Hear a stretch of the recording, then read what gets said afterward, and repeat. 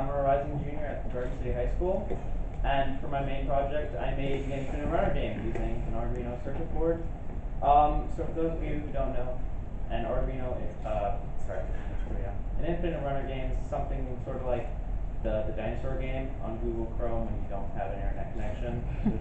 So I ended up choosing this project because I really like games. I find them super interesting, and I really want to know like what goes into them, how they're made, how they work. So this project was definitely really helped with a lot of that. Some of like the coding that went into it, some of the wiring a little bit. So then I made a video a little earlier because the screen's. Do a live demo? Yeah, we can do We can do the light feed. So the screen's a little bit tiny, so I'm just gonna do Bring it closer. Oh, yes. So the point of this game is to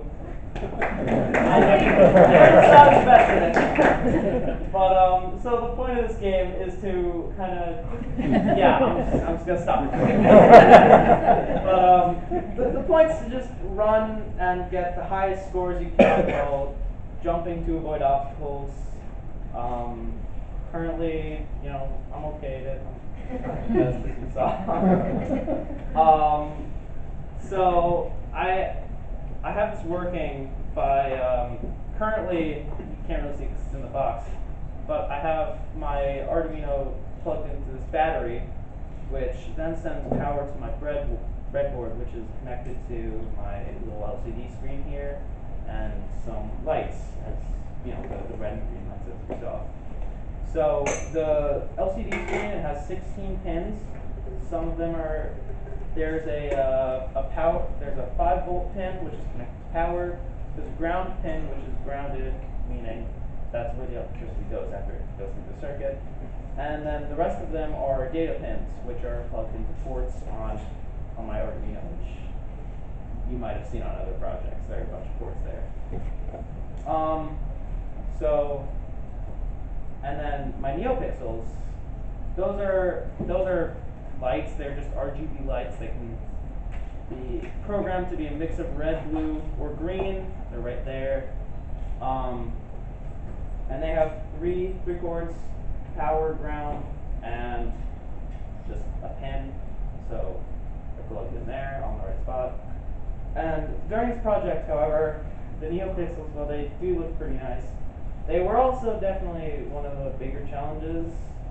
More is just an annoyance really because they're not the sturdiest, so I had to kind of keep recutting and resoldering them every time they broke. I ended up just putting some electrical tape on there. Seems to be working so far.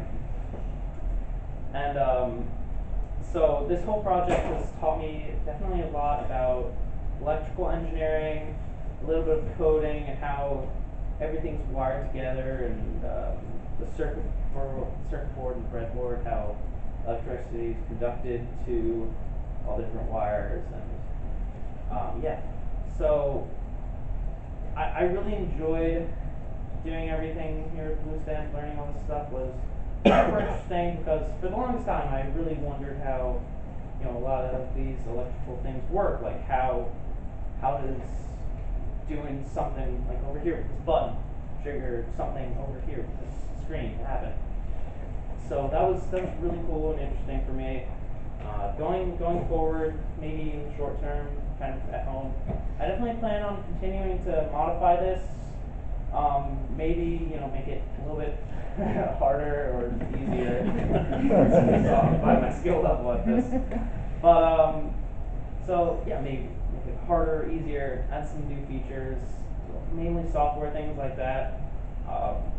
Now that I know how to do this, maybe even start some new projects, more games, or maybe something practical like some of the other guys did.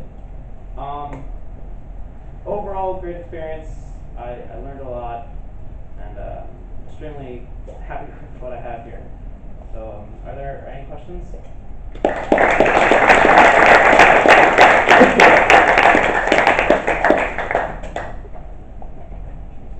What was your highest score like?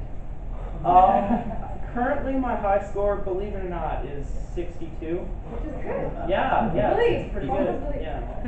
I know that some of you might not believe in you. 7. Yeah.